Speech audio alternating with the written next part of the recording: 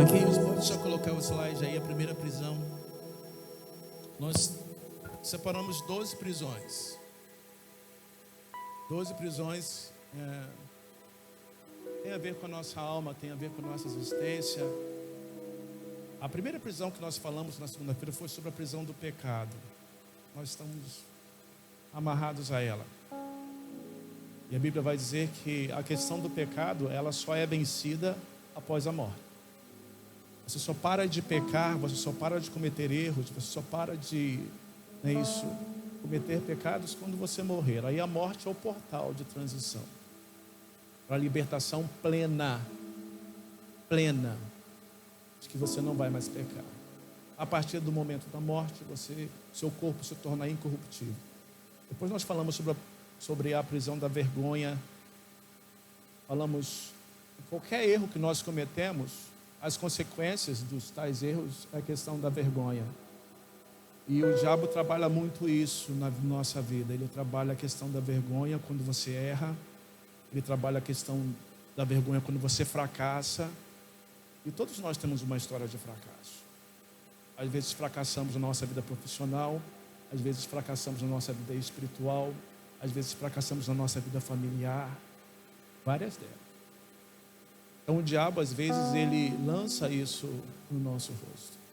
Falamos sobre prisões da autocomiseração, de ontem, não é isso, se fazer de coitado. Você precisa saber o que Deus pensa de você. Ontem eu falei muito sobre isso, bati muito nessa tecla. Para Deus, você é a menina dos olhos dele. Apesar de todos os seus erros, você é precioso aos olhos do Senhor. Falamos sobre várias outras prisões. Mas nessa noite a prisão é a prisão do medo.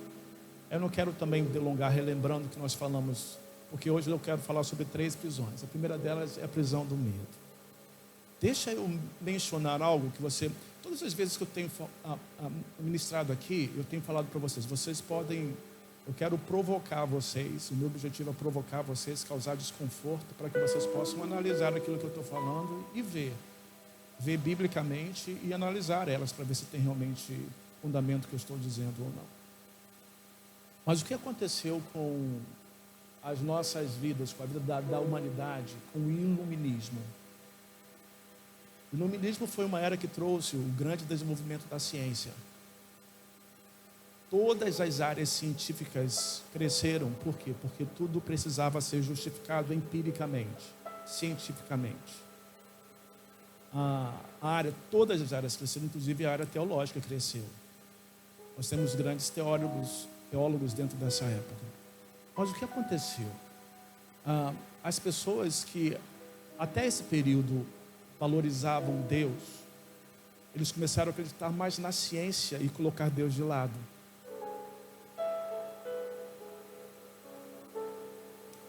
As pessoas passaram mais, foi quando as igrejas começaram a se esvaziar na Europa. E hoje é possível você ir na Europa e encontrar igrejas católicas, protestantes, vazias. Um patrimônio enorme e igrejas vazias.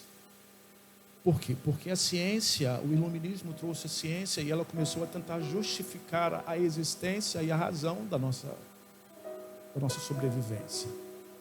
Isso trouxe alguma consequência? Pode parecer, mas se você estudar, a questão das fobias, que é o medo, você vai ver que o grande desenvolvimento de fobias, de medo, começou a surgir pós-iluminismo. Interessante, né? Nós começamos a ficar com mais medo. Nós guardamos Deus apenas para os prédios, às vezes, e começamos a ler mais os livros. A Bíblia foi colocada de lado e nós assim passamos a viver. É interessante porque o conhecimento tecnológico e científico avançou muito. E a gente não está rejeitando esse conhecimento porque a gente precisa dele. Mas o que nós fizemos foi sair de um extremo e ir para o outro. Esse conhecimento, amado, trouxe medo. Porque as pessoas começaram a sentir medo. E aí, uma pergunta que eu faço: o medo é positivo? Tem alguma positividade no medo? Eu diria que sim. O medo pode ser positivo desde quando nós utilizamos ele para viver com cautela. mas não que ele exerça sobre a nossa vida uma influência tão grande para que ele possa controlar o nosso racional e determinar e impedir você de realizar algumas coisas. Aí o medo já é extremamente nocivo. Em tempo de tantos distúrbios de medo, eu trouxe alguns distúrbios de fobia. Fobia quer dizer medo. Eu trouxe alguns para poder os irmãos repararem como é que cresceu e como é que cresce. Eu tenho ovelhas aqui que têm algumas dessas fobias, que eu já tentei ajudar. Tenho aerofobia. Essa aí é assim, nos Estados Unidos, ninguém utiliza mais carro para fazer longas viagens. Todo mundo voa. Mas a maior fobia, o índice maior de pessoas estão dentro dessa questão de aerofobia. As pessoas têm medo de voar. Embora o americano voe demais, embora a Europa voe demais, o Brasil nós não temos essa cultura tanto de voar, é isso? Mas tornou-se um medo para muita gente. As pessoas têm medo de voar. Tem a autofobia. Sabe o que é isso? Eu peguei aqui as mais esquisitas. Autofobia é medo de ficar só. Tem gente que, na verdade, tem medo de estar em casa sozinho, de estar só. Talvez porque tem que enfrentar a si mesmo, porque talvez tenha que se ver, talvez porque tenha que dialogar com o seu próprio interior. Mas tem pessoas que têm medo de estar só. Às vezes, o medo de estar só leva muitas pessoas a buscarem um relacionamento que é nocivo. Porque a palavra solteiro é uma palavra que vem do latim. Quer dizer só e inteiro. As pessoas deveriam buscar um relacionamento quando elas estão plenas, sozinhas. Mas a maioria das pessoas se casam porque elas estão sós. Elas não conseguem viver sós. Você está vendo o que eu estou querendo dizer? A solidão não deveria ser um dos requisitos para alguém buscar um casamento. Mas todo mundo quer se casar porque não quer ficar só. Porque quem já se casou sabe disso. Às vezes você casa, fica pior do que você ficar sozinho. É ou não é? Estou falando alguma mentira? Então não é o casamento que vai te trazer felicidade, assim como não é as demais coisas. Existe a acluofobia. Sabe o que é isso? Eu tenho uma ovelha minha. Os irmãos conhecem, eu posso até citar o nome dela aqui. A Sena. A Sena, ela vinha na igreja todos os domingos pela manhã. Ela não vinha à noite, porque ela tem meio medo da noite. Acluofobia. Começa a escurecer, a pessoa começa a entrar num processo de pânico, de medo. Temos a antropofobia. O que é isso, pastor? Antropologia, homem, antropofobia. Tem pessoas que têm medo de pessoas. Eu tive um aluno no curso e a questão que os pais deles ficavam sempre me questionando. Falaram assim, olha, é o mundo dele, aceita isso. Ele não se relacionava com ninguém, ele não saía do quarto.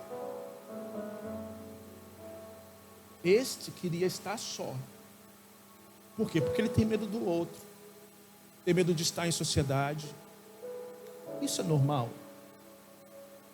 Nenhuma fobia, ela é, na verdade, normal, ela é nociva quando ela tira o nosso raciocínio e a nossa maneira de viver. Existe a bibliofobia, essa é ótima. Biblos quer dizer livros. Bibliofobia é gente que tem medo de livro, medo de Bíblia. Eu conheço muito ele de crente, ovelha minha, que tem medo de Bíblia. Não pega a Bíblia, já tem um bom tempo. Olha só, medo de Bíblia, medo de livro. Que sociedade nós criamos? Isso tudo aqui é tratado em consultório terapêutico, amado. Tem mais. Eu peguei assim, as mais, tem a cacofobia. Sabe o que é? Cacofobia é o medo de feiura. Olha só que coisa interessante. Coisa feia, a pessoa tem medo. Está rindo de mim, né, de ontem, né? Porque eu abri uma situação minha aqui que a pessoa me chamou de feio e eu disse que eu queria chamar ela de gorda. É isso? Temos a gamofobia. Tem gente que tem medo de se casar. Por quê? Ou porque já experimentou um casamento e não foi feliz, ou porque teve problemas na relação paterna e a figura de um homem, ela não consegue se relacionar bem com a figura masculina. E ela não quer casamento. Existe a mageirocofobia, tem tanta coisa, mageirocofobia, medo de cozinhar. Ah, isso eu conheço um montão de gente que tem. Medo de cozinha. Eu vou repetir o nome para que você guarde. Mageirocofobia. Medo de cozinhar. Tem a necrofobia, que é medo da morte. Nós vivemos aí um período de pandemia, onde você via as pessoas com medo. Eu ficava até, às vezes, irritado, porque eu me aproximava de algumas pessoas, e as pessoas, uma delas, ela chegou até a se afastar de mim. Eu sei que o medo não era de mim, o medo era daquilo que eu poderia causar a ela, e o medo era da morte. Isso gerou um pânico generalizado. As pessoas, quando alguém morria de Covid, todo mundo ficava, mal com a situação. E olha só o que aconteceu. Eu vou abrir agora isso aqui com vocês. Ontem eu fui no sepultamento da irmã do Adão daqui. Passei lá para poder dar um abraço nele. Encontrei lá com uma ex-ovelha minha, Ludmila, que ela é enfermeira. E a Ludmila, nós começamos a falar sobre essa questão da pandemia. Falamos sobre o pastor dela, que é o pastor da primeira igreja que veio a óbito pela questão do Covid. E ela diz assim: pastor, o pastor Plínio, ele tinha medo de pegar a doença. Era medo da doença ou era medo de morrer? Porque às vezes as coisas estão relacionadas, ela tem um paralelo. Será que ele tinha medo da doença em si ou ele tinha medo da morte? E ela disse que, e aí eu volto a lembrar os irmãos a palavra de Jó: o que eu mais temia, o que eu mais tenho medo é aquilo que vai vir sobre a minha vida. Aí eu me lembrei do Jairo Gabriel, filho, que morreu também. Ele era membro da nossa igreja. Um garoto de 30 e poucos anos morreu de Covid. E aí ele perdeu o pai numa semana. Ele perdeu o pai em uma semana. E aí eu liguei para ele para poder conversar com ele. Jairo, como é que você está? Ele falou assim: pastor, eu estou mal. Ele chegou a abrir comigo: pastor, eu estou com medo, porque está todo mundo aqui em casa com Covid. Eu falei assim: Jairo, você precisa ir a um médico. Não deixa delongar qualquer sintoma, porque é importante isso. Aí, depois da morte do Jairo, eu estive com a Mary. A Mary falou assim: pastor, eu levei ele obrigado na quinta-feira no médico. O médico disse que ele precisava se internar, e ele disse para mim: Mary, eu não vou me internar, eu estou com medo. Necrofobia. Medo de morrer. Muita gente tem medo de morrer.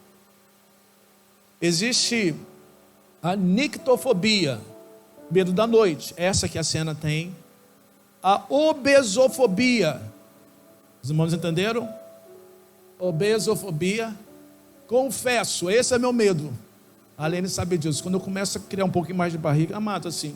Quando a pessoa toda cheinha, gordinha, perna gordinha, tudo, faz bem. Agora, um camarada com perna fina, isso, barrigudo, gordo, apenas, o negócio não fica bonito, não.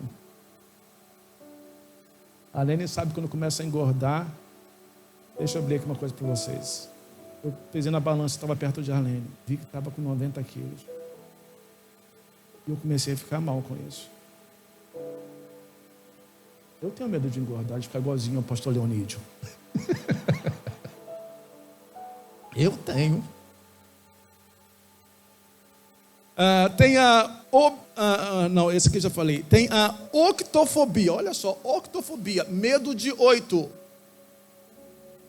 Tem gente que tem medo do 8. O que o 8 faz? Nada. Mas tem gente que olha o 8, tem medo do 8. Uma Beatriz, eu vou soltar aqui. A Pamela tinha medo de quê? De concha, não tinha? Eu acho que ela venceu, porque eu já vi ela entendeu? Eu já vi na praia. Mas ela ia à praia. Ela não ia à praia porque ela tinha medo de concha. A concha vai te pagar. Todos os nossos medos, eles são irracionais. Existe a filofobia. Sabe o que é filofobia? Medo de amar. E o amor é muito interessante. Você não pode amar o outro se você não se amar. O amor começa por você. Se você não se amar, não tente amar o outro. Você vai fazer o outro infeliz. Para por aí? Não. Mas já estou terminando a minha listagem aqui. Tem a papirofobia. Medo de papel. Papiro é uma outra palavra, não é isso? Tem gente que tem medo de papel. Tem gente que precisa ser tratado porque tem medo de papel. Tem a escolionofobia. Sabe o que é isso? Tem muita gente aqui que tem medo de escola. Escolionofobia. Medo de voltar a sentar num banco de escola. Enfrentar o professor. Eu estou quase terminando. Venustrafobia. Sabe o que é Vênus? Mulher. Deusa Vênus. Tem gente que tem medo de mulher. Principalmente se essa mulher tiver bigode. Lembra-se de Elias? A Bíblia vai dizer que Elias temeu quem? Jezabel. Pena, não é isso? Tem umas lutadoras aí das Olimpíadas do Brasil e de outros países que se eu tiver que enfrentar aquela mulher, filha, eu estou fora. Tenho medo. Tem a hipopolomostrosesquipedaliofobia. Isso já foi tema do meu sermão. Foi o que Saul sentiu. Medo de coisas grandes. Quando viu o gigante Golias, ele sofreu de hipopolomostrosesquipedaliofobia. Isso aqui eu decorei já há um tempão atrás, porque foi o tema do meu sermão, porque senão eu não iria conseguir, eu iria gaguejar, que iria ficar entalado, que simplesmente teria que me dar um tapa nas costas. Eu já venci o medo da pererecofobia, irmãos. Os irmãos sabem disso, eu tinha medo de perereca que só. Tá rindo de mim por quê, Renato? Vai enfrentar os seus medos. Eu tinha medo de perereca. Sabe onde foi que eu venci? Quando eu tive que enfrentar a perereca. Ou era eu ou ela. Eu participei de um retiro, foi um radical, onde só tinha perereca e eu tinha que sentar e ela não me dava lugar.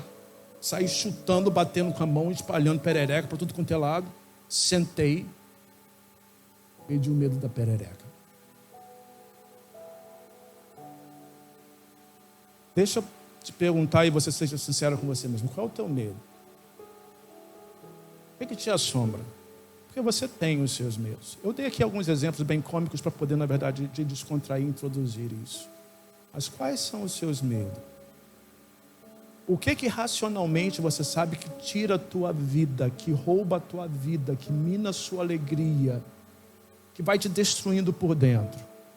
Nós vamos assistir um vídeo agora. Esse aí eu não consegui vencer, não. Deixa o microfone aberto porque eu vou comentar.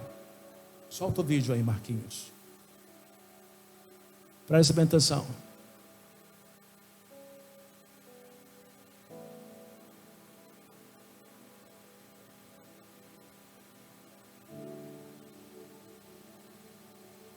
Cadê o som? Cadê o som, pessoal? Cadê o som? Cadê o som? Cadê o som?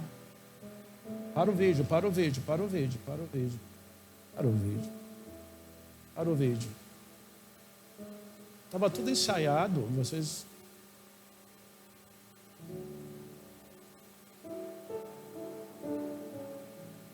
Está agora com som? Cadê o pessoal do som? Deve ter ficado com medo de mim aqui. Cadê o som, Fernando?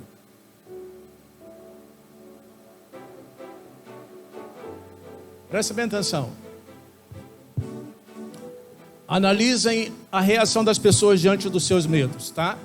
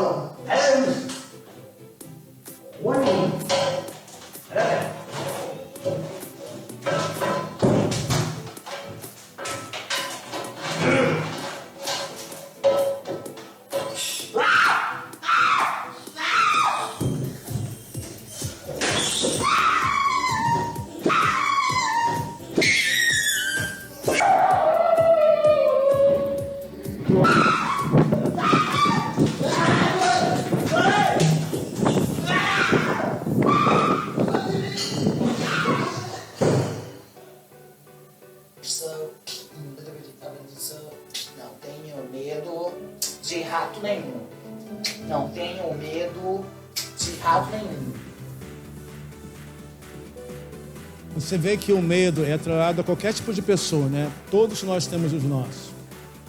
Até os mais fortes.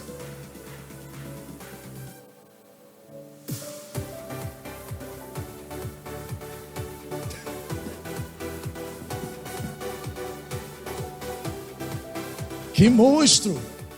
É um monstro, né?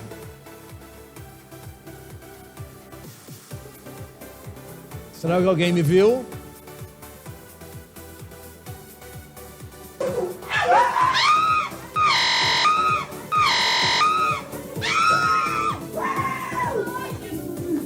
Fica filmando, filha da puta.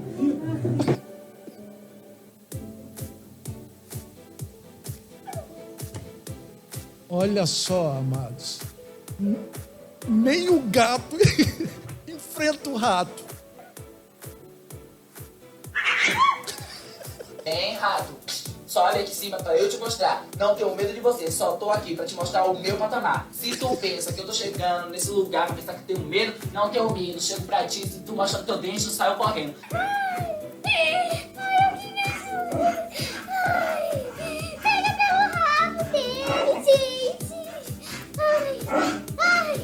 Ai, gurizada! Ai, meu Deus do céu! Ai, não consigo descer. Ai, alguém me ajuda.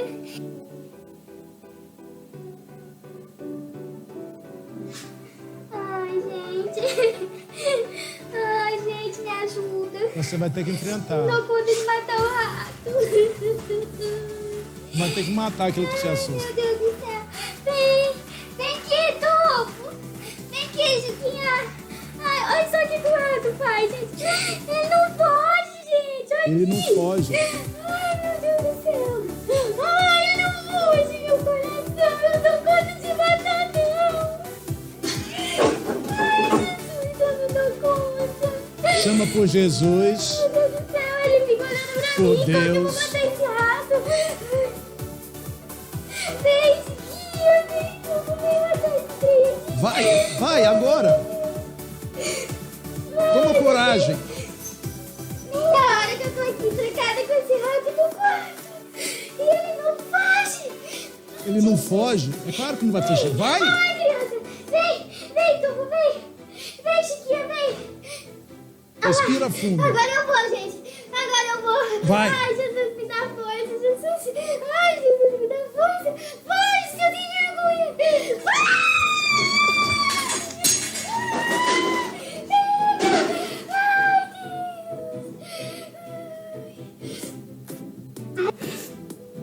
Ai, meu Deus do céu. Ai, eu vou ficar traumatizada. De hoje ele tá perto. Ó, isso aí sou eu e a Arlene, hein? Tá bom? Isso aí foi vida real. Eu e a Arlene.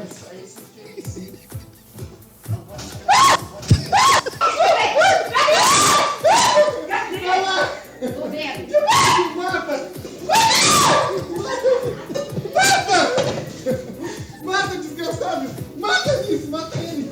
Bate 300 vezes!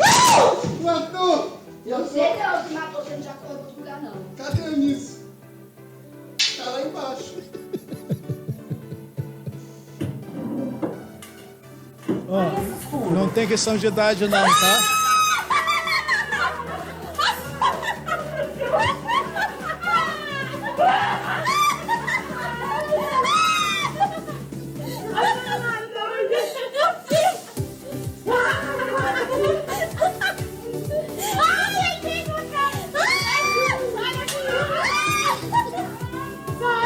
Saiu!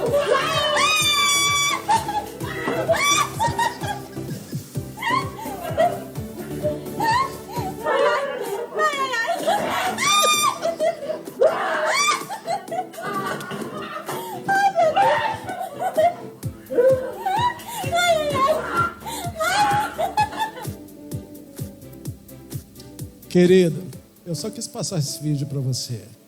É para quê? Para você entender que todos nós temos os nossos medos.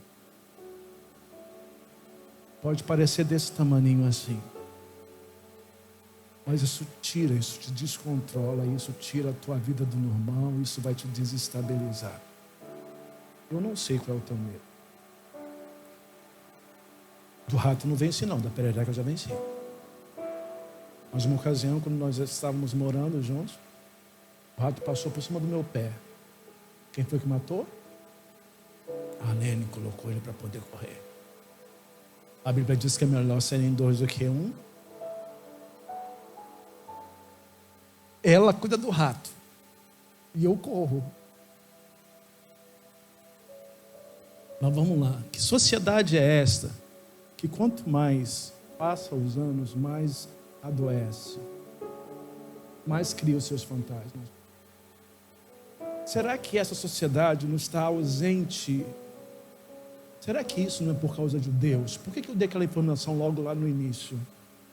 O iluminismo distanciou o homem da sua crença. E a partir daí, começou-se a gerar muitas doenças emocionais.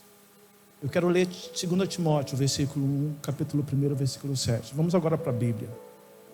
2 Timóteo, capítulo 1, versículo 7, vai dizer assim.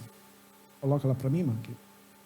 Porque Deus não nos deu um espírito de temor, de medo. Qualquer medo, você pode ter certeza, não vem de Deus. Não tem nada a ver com Deus. O medo é porque você não sabe quem Deus é. O medo é porque você não conhece Deus. Porque Deus não nos deu um espírito de temor, de medo, mas de fortaleza. Um espírito de amor. Um espírito de moderação. E amados, não adianta. As fobias crescem e vão continuar crescendo enquanto o homem, na verdade, tentar viver sem Deus. Tentar arriscar Deus da sua agenda. 1 João capítulo 4, versículo 16 a 18 também. Nós vamos ler 1 João 4, versículo 16 até o versículo 18. Vai dizer assim: E nós conhecemos e cremos no amor que Deus nos tem. Deus é amor e quem está em amor está em Deus. E Deus nele. E nós, nisto, é perfeito o amor para conosco, para que no dia do juízo tenhamos confiança. O amor aqui está atrelado a juízo. Sabe por que as pessoas, na verdade, têm medo? Porque tem medo, aqui especificamente está relacionado a julgamento, a juízo. Por isso que muitos dos nossos medos estão por aquilo que nós não acreditamos que a cruz foi suficiente para poder fazer. O sacrifício não foi vicário para que eu pudesse, na verdade, acreditar que todos os meus pecados. Então, quanto mais o homem se distancia de Deus, mais medo ele tem. Porque qual ele é, somos nós também nesse mundo. Vamos lá para o versículo 18. No amor, caridade é a palavra que eles traduzem para o amor nosso. Mas a palavra é a palavra filéu, ou ágape, que no grego quer dizer amor. No amor não há temor, não há medo. Antes, o perfeito amor lança fora todo medo. Porque o medo tem consigo a pena, o castigo. E o que teme não é perfeito em amor. Se você teme alguma coisa, é porque na verdade você está relacionado a algum processo de castigo, de erro. Davi, em outros momentos, ele vai dizer, ele vai falar do seu mal como se fosse um erro. E vai sentir medo dos seus inimigos. Quem foi Davi? Davi foi um guerreiro. Pera lá, Davi foi um guerreiro. E por que ele, na verdade, agora estava sentindo medo? De pessoas muito mais inferiores, não eram exércitos. Davi enfrentou exércitos. E agora, por que diante de uma pessoa, de 2 pessoas, Davi agora estava com medo? Porque Davi havia errado, Davi havia pecado. Quanto mais distante de Deus nós estamos, mais medo nós temos.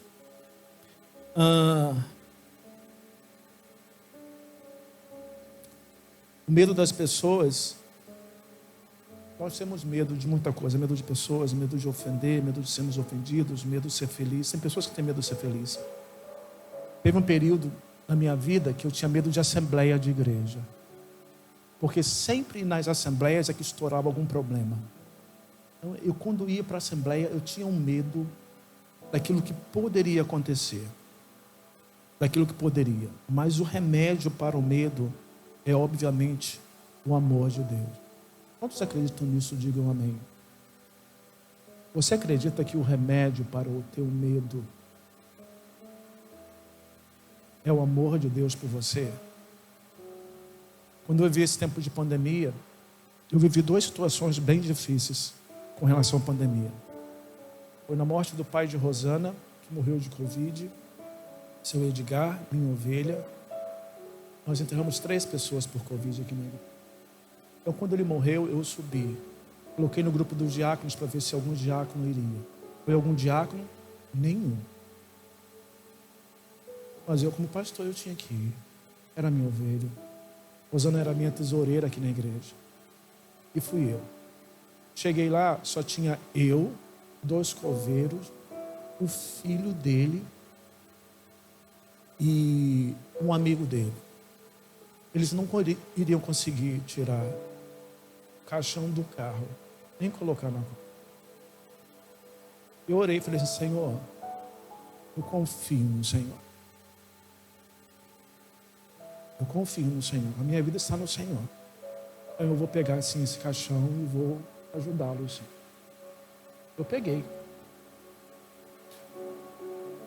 No sepultamento do Jairo também, Jairinho, todo mundo sabia que Jairinho era bem gordo, né? Jairinho pesava mais de 100 quilos, Jairinho mais ou menos 120, 130 quilos. Vocês foram até lá de carro, mas vocês não ficaram lá. A família estava lá, os tios estavam lá. Quem ia tirar o corpo do carro? Nenhum tio quis tirar. Eu peguei, falei assim: Senhor, eu confio no Senhor. Eu confio no Senhor. Peguei o caixão e fui ajudar as pessoas, as poucas pessoas, a carregarem o corpo de. Só estou dizendo isso não porque eu sou bom, mas porque eu sei que a minha vida, nenhum dia, eu não vou viver nenhum dia a mais nem a menos. Eu vou morrer quando Deus quiser, porque eu creio no amor de Deus sobre a minha vida. E eu queria que você cresce nesse amor de Deus. Se Deus te ama, se Ele é teu Pai, se Ele é responsável pela tua existência, por que temer? Eu queria fazer uma oração com você. Se coloca de pé. Vai aparecer lá a oração. Volta lá para o slide.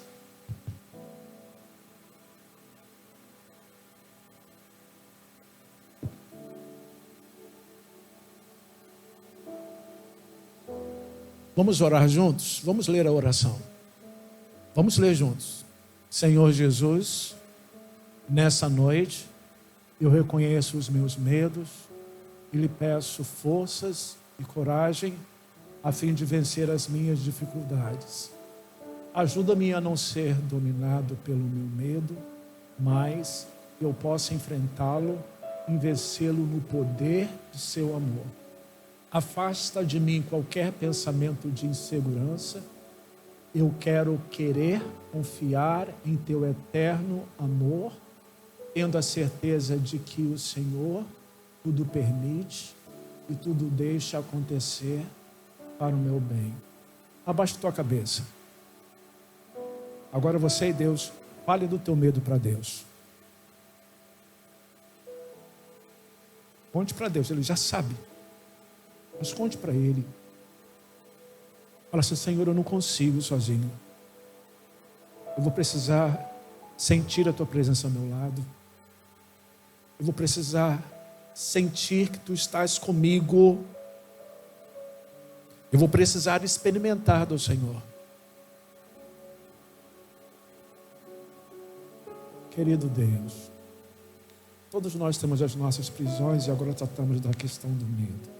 Rimos que só com o medo dos outros. Nós temos medo de enfrentar os nossos próprios fantasmas. Mas cura as nossas almas. Possamos lançar fora todo medo para vivermos debaixo do teu amor e da tua graça. Essa é a nossa oração em nome de Jesus. Amém. Amém? Pode sentar. Vamos lá para a próxima prisão. A prisão da aprovação. Vamos lá, Marquinhos, volta lá.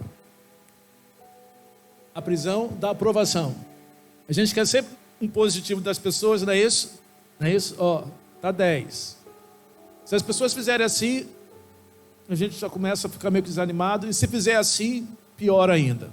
Vamos falar um pouquinho sobre isso. Vamos primeiro ler um texto, 1 Coríntios 4, 2 e 3. É o texto que nós vamos ler. E esse texto fala de uma experiência de Paulo. Não se preocupe com aquilo que os outros pensam de você. Às vezes a gente quer agradar as outras pessoas e a gente se torna escravo disso. Você nunca vai conseguir agradar todo mundo. Jesus, que era perfeito na sua essência, nos seus atos, ele não agradou todo mundo. Então não fique chateado. Por quê? Porque alguém não gosta de você, porque alguém virou a cara para você, porque alguém acha você isso, aquilo, outro.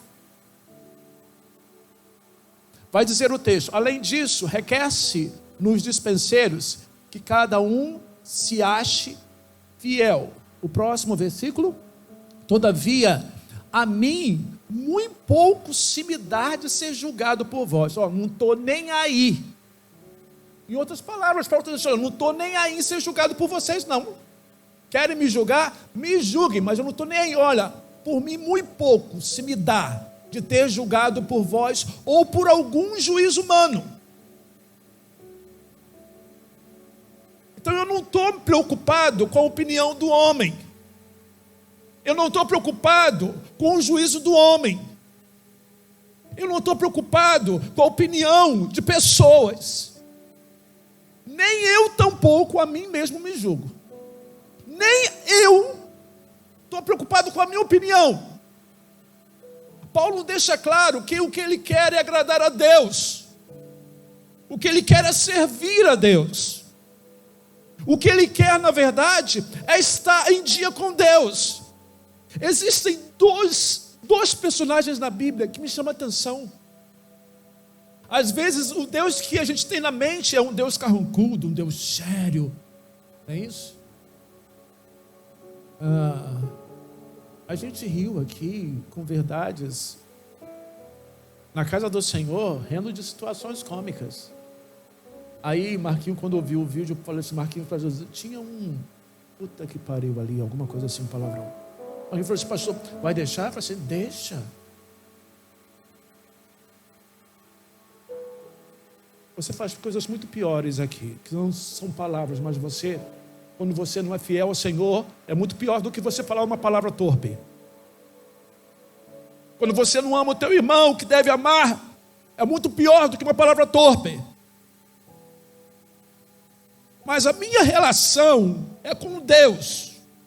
A tua relação é com Deus. Você tem que acertar, você só deve satisfação a uma pessoa, a Deus. Por que nós queremos a aprovação dos outros? Por que você quer a aprovação das outras pessoas? Eu lembro quando o pastor ia para frente da porta. Antigamente, muito tempo atrás, o culto terminava, o pastor saía por aqui, na época que ele usava terno ainda, tem muito tempo que eu não uso mais terno, mas o pastor saía por aqui, ficava na porta e cumprimentava cada pessoa. Não foi na época de Covid, porque não poderia nem isso, mas o pastor ficava ali, cumprimentava. Aí tinha irmãos que falavam assim: pô, pastor, que sermão maravilhoso. Irmão, sabia que isso me fazia um bem que só? Um elogio. Fazia um bem. Fala sério, quando você recebe um elogio, não faz bem para você? Aquilo me fazia um bem, pô, eu estou bem na fita. Elogios fazem bem, aprovação faz bem. A questão toda é que todos nós gostamos de elogios, gostamos de ser aprovados. Por quê? Nós gostamos de ser aceitos. E vivendo numa sociedade onde as pessoas reprovam com muita facilidade, se você não for, aí eu volto àquele assunto de ontem, perfeito.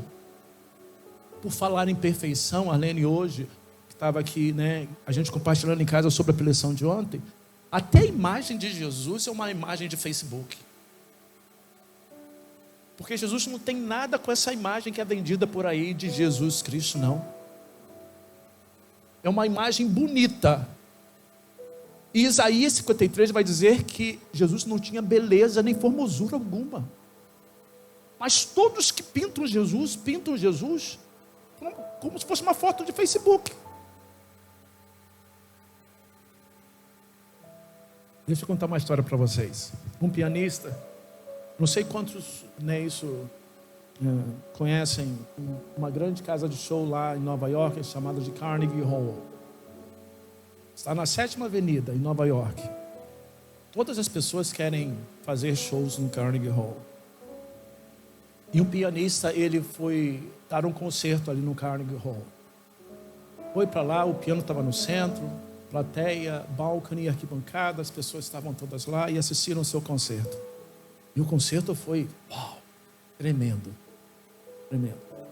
A ponto de todo mundo que estava presente ali no Carnegie Hall se levantar, a plateia toda ovacionou o pianista de uma maneira nunca vista antes. E aí ele saiu cabisbaixo, as pessoas ainda aplaudindo, e ele foi por detrás das cortinas, e aí alguém chegou para ele, não sei se o contra-rega, alguém falou assim: o que aconteceu com você? As pessoas estão te ovacionando, as pessoas estão aprovando o seu trabalho. Você foi excelente. Você foi excelente. Não existe. Poucas pessoas passaram pelo Carnegie Hall e fizeram um show de piano, uma apresentação de piano, um concerto igualzinho o seu. Aí ele virou e falou assim: uma pessoa não se levantou. Aí ele falou assim: quem? Aí ele puxou a cortina um pouquinho. Ah lá.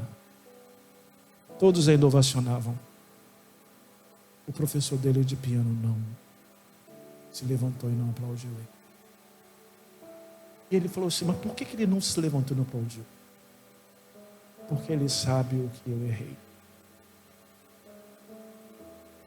Ele quem trabalhava comigo cada coisa. Presta bem atenção nessa ilustração que eu contei para você. Sabia que a aprovação de algumas pessoas são mais importantes do que de todo mundo? Você sabia disso? Sabia que a aprovação do teu pai é mais importante do que todo mundo, do que de todo mundo? A aprovação da tua mãe é mais importante que todo mundo? A aprovação da tua esposa é mais importante do que a aprovação de todo mundo? Você tem que estar junto com o teu esposo e vice-versa. Porque eles estão com você, eles sabem. A aprovação de algumas pessoas são muito mais importantes do que a de outras. A aprovação dos nossos pais aos filhos, elas constroem personalidade, constroem autoestima. A aprovação do esposo, não é isso? A esposa vai causar um relacionamento de cumplicidade. Deixa eu voltar lá.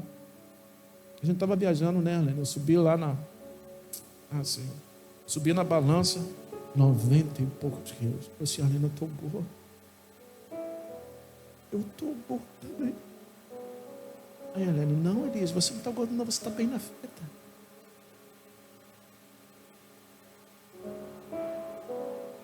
A aprovação da minha esposa me faz bem. Eu sei que a minha aprovação para ela também vai. A aprovação de algumas pessoas são mais importantes do que qualquer outra coisa. Assim como para aquele pianista, a aprovação do seu professor era mais importante. Poderia todo mundo ficar sentado, mas se o professor dele aplaudisse, seria o mais importante. Ei, você vai confiar nas pessoas ou você vai confiar em Deus? Você quer que todo mundo te aplaude e Deus permaneça sentado? Você quer que todo mundo diga assim: oi pastor, está tudo certo, enquanto Deus não está satisfeito com a tua vida? É isso que você quer? Ou você quer que todos à sua volta fiquem, às vezes, não lhe dando a aprovação que você espera, mas Deus lá de cima vendo, falando assim: rapaz, esse é meu filho amado, em quem eu me comprazo, eu tenho alegria. Olha só, amado, isso é bíblico. Jesus, no momento do batismo, sendo batizado por João Batista, Jesus lá de cima, o Espírito Santo vem em forma de pomba Jesus ali, a Trindade estava ali, Jesus, o Filho, a pomba, o Espírito Santo e a voz de Deus. Ó, esse é meu filho, esse é meu filho amado, em quem eu me comprazo. Agrade a Deus, amado. Que a sua aprovação seja do Senhor. Por isso que eu já venci muitas coisas na minha vida, no meu ministério. Eu não quero mais agradar pessoas, eu quero agradar a Deus. Eu comecei a falar e esqueci e não fui lá. Existem 2 personagens da Bíblia que fazem Deus rir. O primeiro é Noé. Quando Noé estava construindo a arca, estava todo mundo chamando Noé de maluco, não é isso? Sendo contrário à construção de Noé. Por quê? Porque Noé, quando construiu a arca, ele construiu, não é isso, fora do mar, numa distância muito grande do mar, numa região deserta que não chovia. Por que Noé vai precisar de um barco em tal circunstância? Aí a Bíblia diz que Noé fez Deus sorrir. Este é o meu filho amado.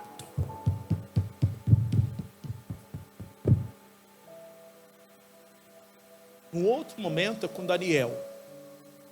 Daniel não se rende à influência do Império Babilônico.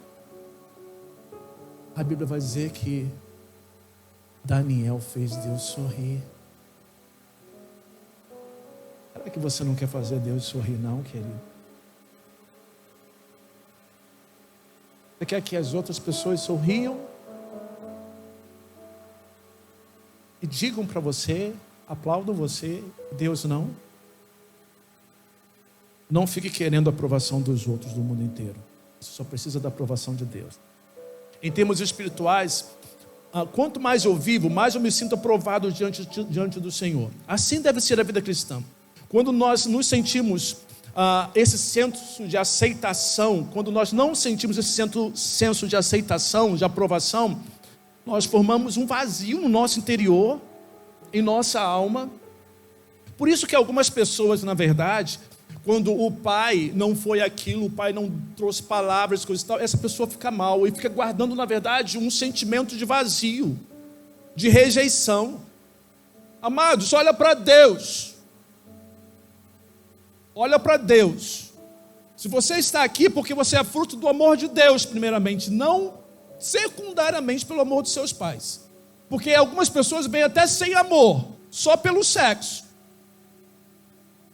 Mas você já é vencedor. Eu comprei ontem um livro do C.S. Lewis.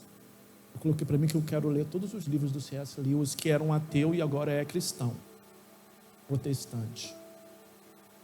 Ele fala sobre o peso da glória. Se você não pensa igual aos outros, você vai carregar um peso, porque as pessoas não vão te aprovar. Você se sentirá meio que um estranho, meio que marginalizado. Não é isso? Se você não fizer o que os outros acham que você deve fazer, você não terá aprovação deles. Se você não for medíocre, não é isso como a maioria das pessoas são, você sofrerá bullying, você sofrerá julgamento, você nunca vai se sentir parte do todo. Lembra-se de uma frase que eu sempre falo, você e Deus é a maioria? Quero lembrar isso para você. Só precisa agradar a Deus. Se Deus te der um positivo, fica tranquilo. Vai embora. Porque inimigos nós vamos ter, mesmo batendo nas nossas costas e nos aprovando.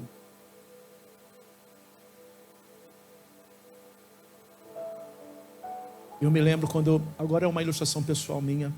Estou abrindo meu coração para vocês agora. Falar doação. Hoje eu consigo falar sem dor por essa prisão. Mas eu meio que lidava e tinha problemas com relação a essa prisão de aprovação. E eu pensando, fazendo uma autoanálise, isso aí a psicanálise me ajudou também, muita coisa. Eu não gosto de futebol, a Arlene é testemunha disso. Até hoje eu não gosto de futebol. Eu nunca comentei isso com a Arlene, ela está ouvindo pela primeira vez aqui. Mas fazendo uma autoanálise, eu descobri o porquê que eu não gosto de futebol. Sempre quando os garotos da igreja iam reunir os embaixadores e iam jogar futebol, eu era ruim demais. Eu era horrível. no futebol. O pessoal tirava para o ímpar. Eu nunca era escolhido para estar num time. Tá rindo de quê, Léo? Para. Eu nunca era escolhido. Eu só era escolhido quando não tinha um número e aí alguém me chamava para poder entrar no time. Ou então eu ficava fazendo aquele outro time para poder entrar, aquele time reserva. Não é mesmo que se chama isso? Era o time... É time reserva mesmo, não é isso? Eu ficava de fora esperando os dois. Ninguém me escolhia. Ninguém me escolhia. E hoje eu não gosto de futebol. Porque lá eu não tive aprovação. Mas os irmãos sabem que eu joguei voleibol há muito tempo. Joguei em Teresópolis, joguei no ABB de Caxias, joguei no Tijuca Tênis Clube um período, joguei em Teresópolis, joguei em Guapimirim, Piabetá. E até quando eu fui para o seminário, com 17 anos, na Tijuca, morei lá, eu cheguei a treinar algumas vezes lá no Tijuca Tênis Clube. E eu jogava bem. Eu nunca quis tirar para o ímpar. As pessoas tiravam. Mas sabe quem era o primeiro a ser escolhido sempre? As pessoas queriam jogar do meu lado.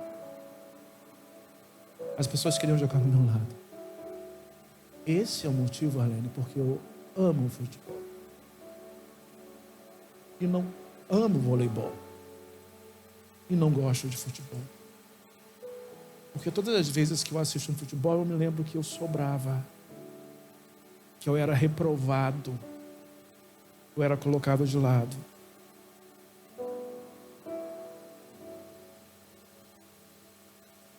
Michael Kelly Blanchard, num dos seus livros, ele diz assim: Deus não está irado com você, tá?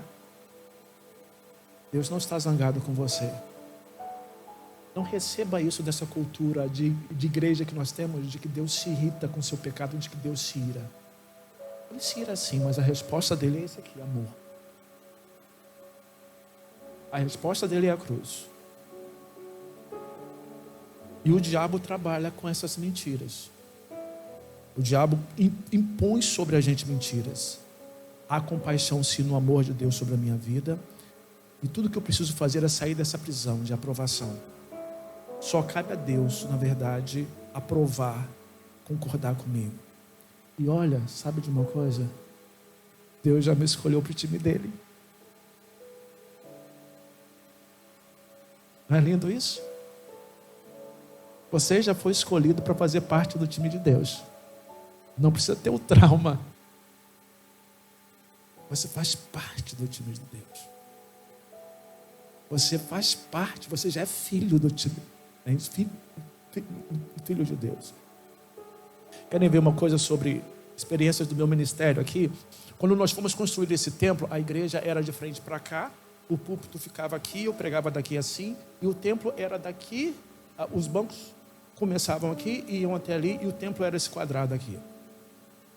E aí nós fizemos um projeto que a igreja iria permanecer de frente para cá, e teríamos todas essas colunas aqui, que teríamos que ter os bancos. Aí nós chamamos o pessoal da Universal do Reino de Deus. Eles têm lá essas questões dele, doutrinariamente não concordo, mas eles constroem templo. Eles são bons nisso, eu tenho que dar o braço a torcer. E aí os engenheiros falaram assim: pastor, tem vários erros nesse projeto. E aí eles que sugeriram: pastor, vira a igreja, faz a igreja como se fosse uma arena. E foi esse molde. Eu levei para a diretoria da igreja na ocasião. Na época a gente se reunia com diáconos, com todos os líderes. Irmãos, naquela ocasião eu não tive aprovação de quase ninguém. 80% da igreja diz assim: pastor, a gente quer a igreja assim. 15%, não é isso? 80% diz assim: pastor, a gente não quer a igreja virada como se fosse arena. Não vai dar certo. As pessoas falavam isso. Não sabiam de nada, não tinham feito arquitetura, não tinham feito nada. Mas as pessoas falavam assim: pastor, não vai dar certo. A gente tem que ser assim a igreja. 15% falavam assim: pastor, eu tenho dúvidas, mas eu acho melhor fazer assim mesmo. E poucas pessoas falaram assim: pastor, Eu acho que pode ficar legal. Mas não me deram apoio. Sabe por que eu levei a igreja a virar? Foi meio que peitando. Porque eu sabia que Deus queria que a construção da igreja ficasse assim. Sabe por quê? Todos os detalhes desse tempo aqui, Deus me dava em sonho. Deus falava comigo em sonho. E eu via a igreja nessa posição. E na ocasião, eu obedeci a Deus do que a diretoria da igreja. Correndo o risco de quê? De levar um chute no bumbum. Mas lembra-se, compensa servir a Deus, agradar a Deus, do que aos homens. Compensa. Que a sua aprovação seja apenas a aprovação de Deus. Tem mais slide aí, Marquinhos? Nessa aí? Vamos lá para o último assunto. E aí eu prometo, eu vou tentar encerrar esse assunto agora em 10 minutos. Tá bom? O próximo assunto, a prisão das obrigações. Você se sente meio que obrigado a fazer. Alguém se sente na obrigação de consertar a vida dos outros. A sua vida e principalmente a vida dos outros. Em resgatar pessoas. Já viu assim que tem pessoas que não têm o que comer, mas querem conseguir alguma coisa para poder o outro comer? E pede à noite. É a crença de que todo problema tem solução. Amados, eu sinto muito lhe dizer isso. Deus é o Deus do impossível, mas nem todo problema tem solução. Nem todo casamento tem solução. Nem todo problema de saúde vai ter solução. Essas pessoas se tornam responsáveis e dão soluções para tais problemas. E nós vivemos a vida achando que nós conseguimos resolver os problemas dos outros. O problema do mundo. Amados, aqui eu quero ser sincero, eu mal consigo resolver os meus problemas. Como é que você quer resolver a vida dos outros? E as pessoas se sentem na obrigação de fazer isso. Alexandre o Grande, coloca aí, Marquinhos. Alexandre o Grande. Vê se tem outro slide aí, Marquinhos, depois.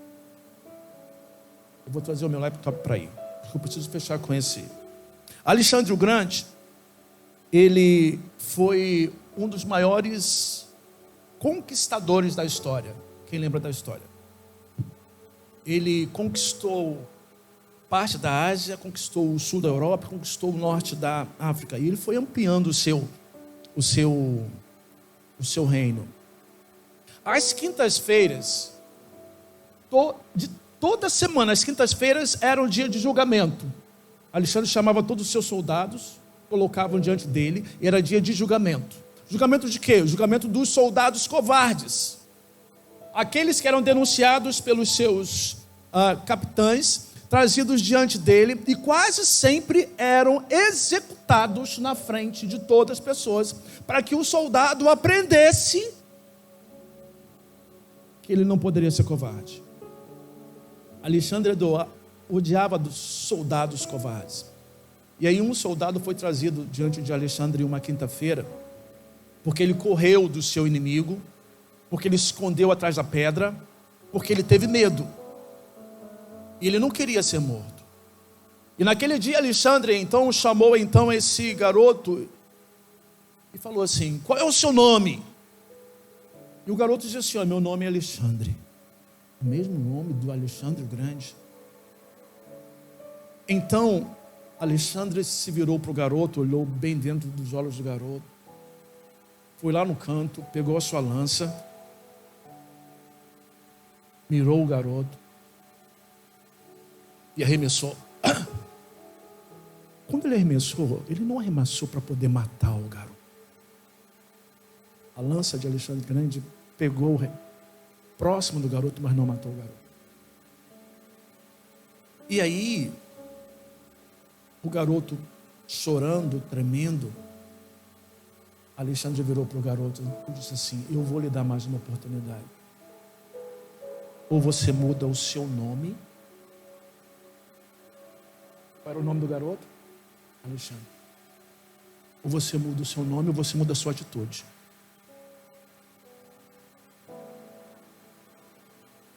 Ou você muda o seu nome, ou você muda a sua atitude. O que eu quero dizer com isso, amado, que não vai adiantar a gente mudar nome. Para resolver essa prisão, volta lá o slide primeiro, Marquinhos. Para poder resolver essa prisão das obrigações, você vai ter que mudar a sua atitude. Não tente resolver o problema dos outros, não tente carregar fardos que são maiores do que os seus. Não está aqui, Fernando. Não tente... Me dá aí um pendrive, Marquinhos. Não tente pegar e colocar... Não tente pegar e colocar diante de você desafios que não cabem a você. Não cabe a você. E por que você vai assumir isso? Obrigações que não são suas. Às vezes eu vejo, como eu já disse aqui, às vezes pessoas, é isso, vão pegar crianças para poder adotar. Amados, eu não estou falando aqui contra isso. O que estou querendo dizer é que você não pode assumir alguma coisa que você não tenha condições de resolver. Uma outra história que eu gostaria de contar para vocês. Mas antes disso, para poder eu dar aqui, abaixa a tua cabeça agora aí, ó. Abaixa a tua cabeça agora aí, ó. Eu vou te dar 2 minutinhos para poder você orar.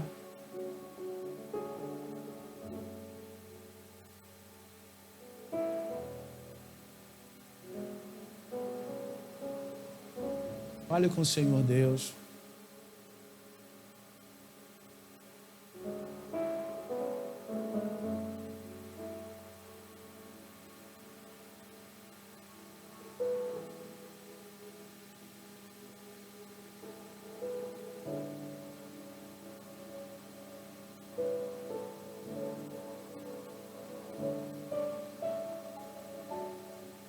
Fale com Ele.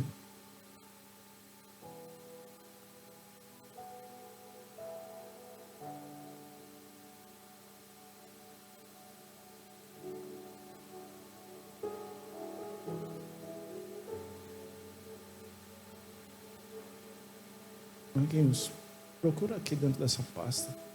É o último projeto. Queria encerrar muito com esse vídeo. Esse vídeo iria causar um impacto na tua vida enorme.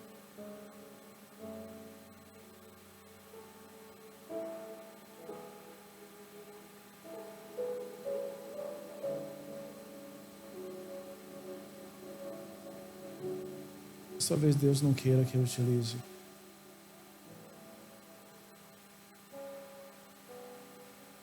Está em vídeo. Tente achar. Se tivesse, vai estar dentro dessa pasta.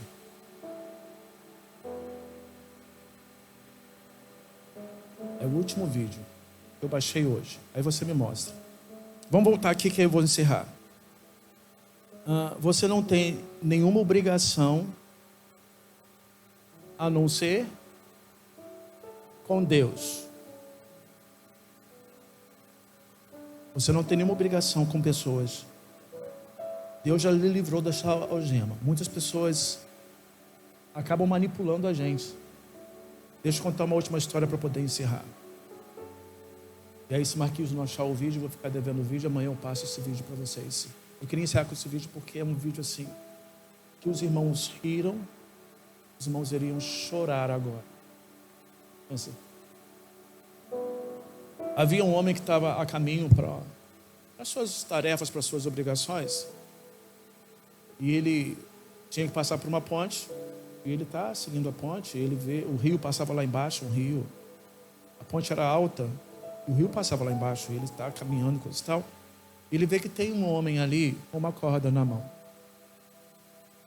E aí, esse homem diz assim para ele: olha, você pode me ajudar? E ele diz assim: pois não posso, eu estou indo, eu estou de passagem, mas eu posso lhe ajudar. Ele pega a corda, coloca na mão da pessoa. A pessoa segurou. Ele diz assim: tchau. Pum! Pulou. E o camarada falou assim: o que você fez, seu maluco? Tentando ter forças para poder segurar o outro. E o outro lá pendendo, igualzinho aquela coisa do relógio. Ele disse: você quer morrer? Ele diz assim: olha, como é que você vai sair daí agora? E ele segurando lá, forças, e o camarada lá embaixo lá. Aí o camarada que estava lá embaixo, lá olhou para ele e falou assim: olha, se você me largar, eu vou morrer. E a culpa vai ser sua. A culpa vai ser sua se você me largar. E aquele homem assim, olha, não, mas claro que a culpa não vai ser minha. Você colocou a corda nas minhas mãos e se jogou. Eu não sou responsável por isso. Aí o camarada está lá. Disse, não, você vai ser responsável sim. Eu estou aqui embaixo, se você me largar. Aquele camarada disse, por favor, não faça isso comigo. Não faça isso comigo. Eu não posso te aguentar aqui muito tempo. E nem eu posso deixar de ir para o meu a fazer. Não, mas fica aí mais um pouco. E aí ele falou assim, olha, o homem que estava segurando o outro, eu vou contar até 10. Vou te segurar firme. E você vem subindo. Você vem subindo devagar. E aqui eu te ajudo. Aqui eu vou te dar a mão. E aí o camarada começou a contar. 1. Disse, para aí. O camarada lá de baixo, para aí. Você não pode fazer isso comigo. Eu não consigo subir. Eu não vou conseguir subir. E se eu morrer, você é responsável porque eu morri. E o que ele fez? Ele largou a corda. Ele viu quando o homem bateu dentro da água e não viu mais o homem. Saiu dali, irmão. O que foi que eu fiz?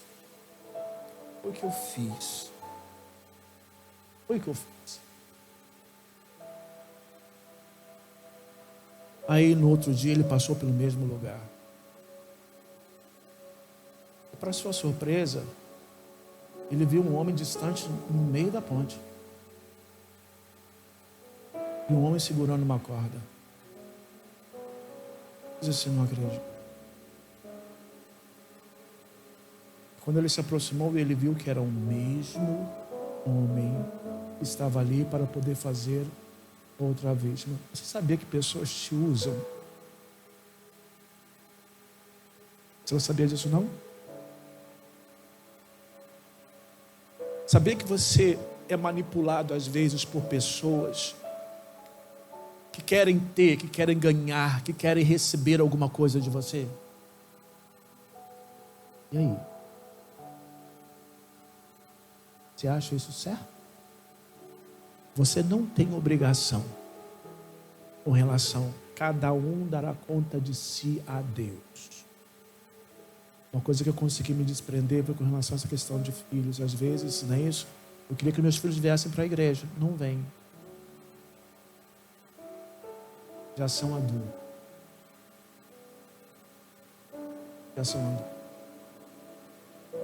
Para poder encerrar, deixa eu falar sobre uma situação, 2 situações que eu vivi já aqui na igreja.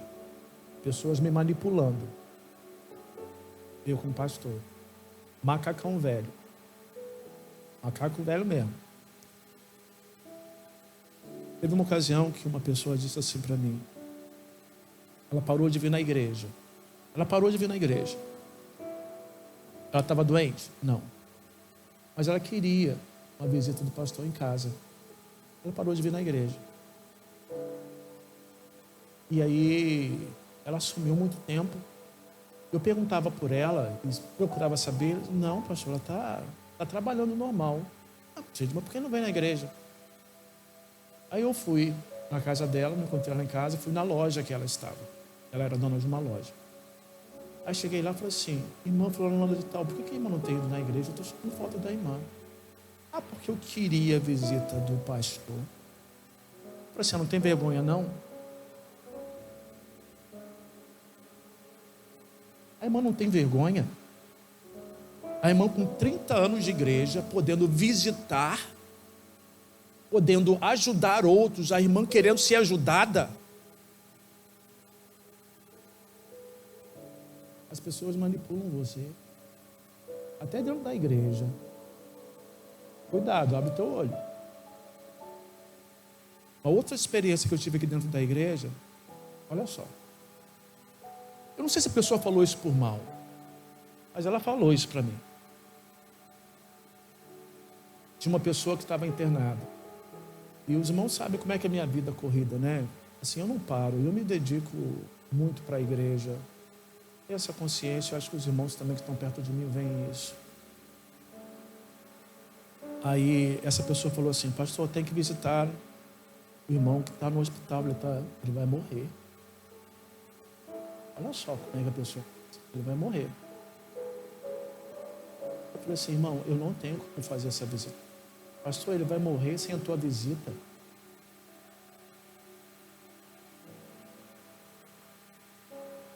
Para. Sabe por quê? Porque muitas perdas eu tive na minha família por abrir mão de coisas por causa de igreja. Os irmãos sabem disso. Então você não tem que viver debaixo de uma prisão. Faça aquilo que agrade a Deus, aquilo que está no teu alcance fazer. Você não é super nada, nem super-herói. Conseguiu achar, Marta? Importância não. Vamos lá cantar para poder encerrar. Já está já no horário, já. Eu acho até que passei um pouquinho. Passei 15 minutos. Vamos encerrar. Falei sobre 3 prisões hoje. Amanhã falamos sobre mais as 3 últimas e nós encerramos. Amanhã eu começo com esse vídeo. Já que os irmãos riram bastante hoje, amanhã eu quero fazer os irmãos chorarem. Logo de início. Tá bom? Vamos cantar. Habita em mim. Habita em mim. É o cântico que nós vamos cantar. Amados, eu sei que Deus tem falado ao teu coração. Doutora Rosalda, eu espero que Deus tenha falado ao teu coração também. Eu fiquei muito feliz com a presença da senhora. Né? Dos nossos visitantes também. Que Deus abençoe a tua vida. Que Deus abençoe você rica e abundantemente. Nós vamos cantar esse cântico, depois orar, e aí eu deixo você ir para casa para poder você descansar. Vamos cantar Eu Te Amo, Deus. Vamos louvar o Senhor, Deus.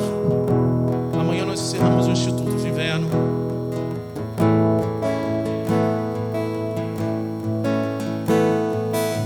Presta bem atenção na letra dessa música. Deixe agradar, amar apenas a Deus. Nós vamos dizer: Eu te amo, ó Deus, eu te exalto.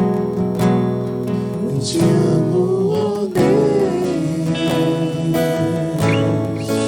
eu te exalto, pois ao meu lado sei que estás.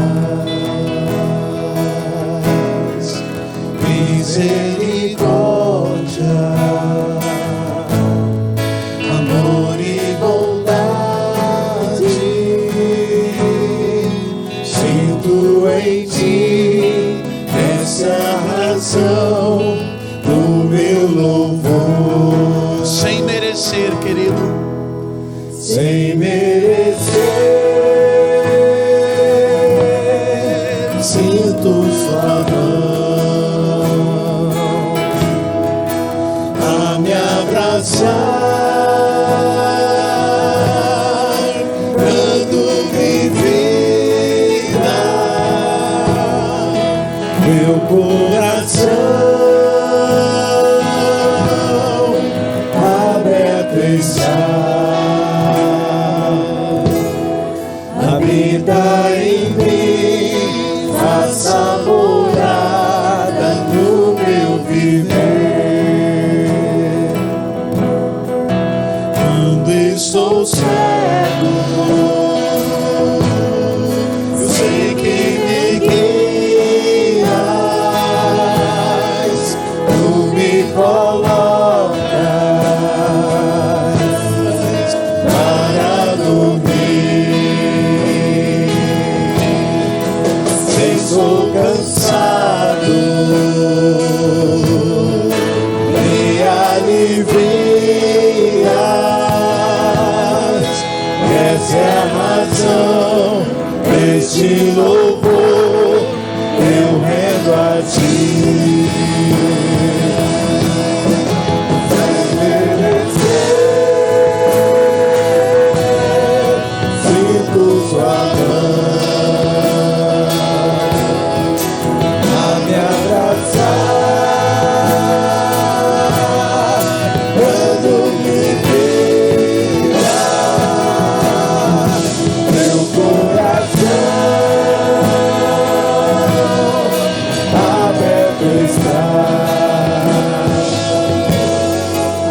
habita em mim, faça morada no meu viver. Então se rende, meu querido, se renda, eu me rendo. Eu me rendo a ti, eu me entrego a ti, eu me calo pra ouvir tua voz. Renuncio o meu ser, mas sabe não de ti. Me ajoelho perante tua graça infinita, necessito da glória em mim. Esse é o meu amor, essa é minha súplica aqui. Sem merecer, sinto sua mão a me abraçar,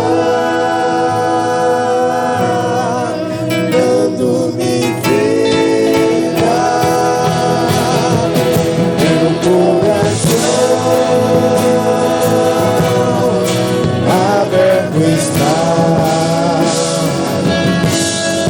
habita em mim, faça morada no meu viver. Sem merecer,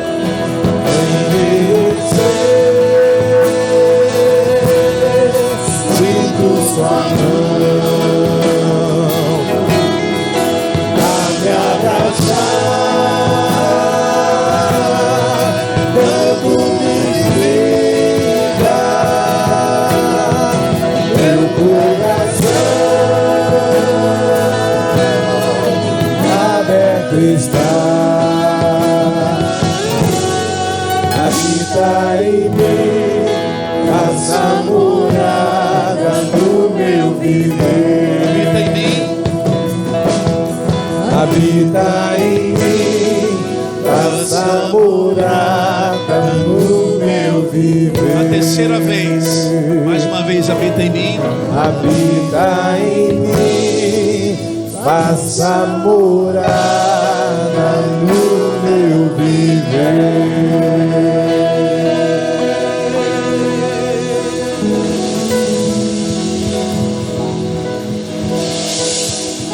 Querido, abaixa a tua cabeça para nós orarmos, encerrando.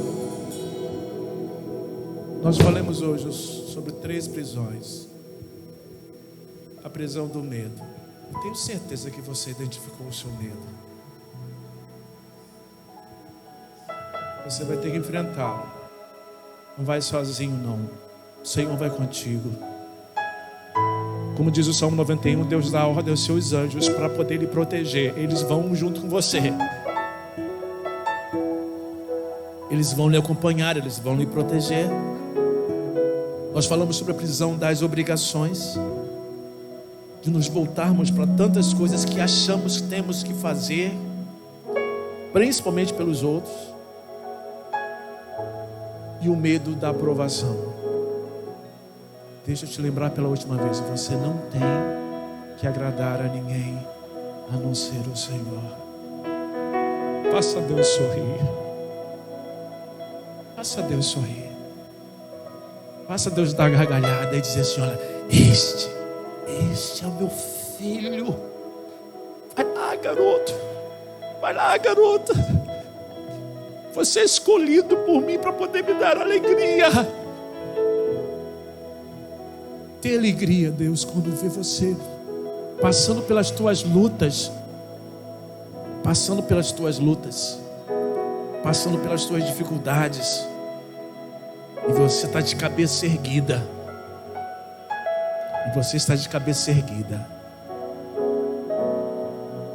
Essa é a minha oração por você.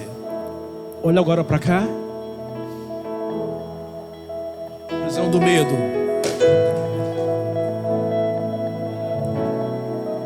Está vencida pela cruz de Cristo. Está vencida. A prisão das obrigações estão vencidas. Me ajuda, qual é a terceira prisão? Oi? Das obrigações e da aprovação.